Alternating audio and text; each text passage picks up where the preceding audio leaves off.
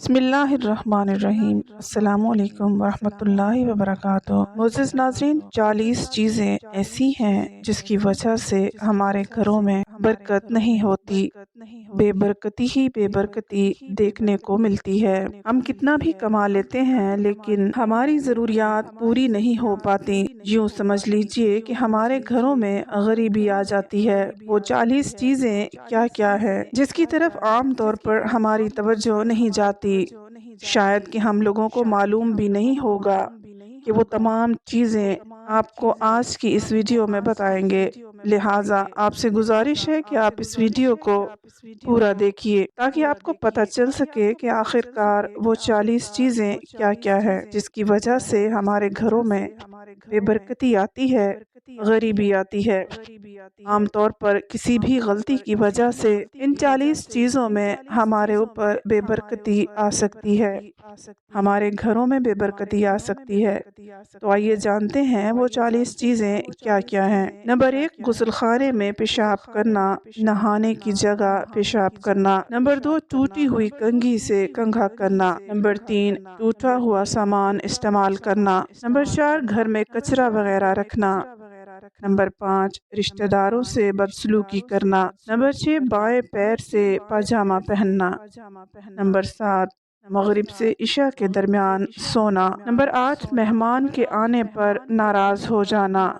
Number 9, आमदनी से ज़्यादा खर्च करना। नंबर 10, दांत से रोटी काट काट कर खाना। नंबर 11, 40 दिन से ज़्यादा ज़ेरे नाफ के बाल रखना। 40 दिन से ज़्यादा नाफ के नीचे के बाल ना काटना। नंबर 12, दांत से नाखून काटना। नंबर 13, खड़े खड़े पाजामा पहनना। नंबर 14, औरतों का खड़े खड़े बाल बांधना। नंबर 15, फटे हुए कपड़े जिस्म पर ही सीना। नंबर 16, सुबह सूरज निकलने तक सोते रहना। नंबर 17, दरख्त के नीचे पेशाब करना। नंबर 18, बैतुल खला में बातें करना या टॉयलेट में बातें करना। नंबर 19, उल्टा सोना। नंबर 20, कब्रिस्तान में हंसना। नंबर 21, पीने का पानी रात में खुला रखना। नंबर 22, रात में सवाली को कुछ न देना।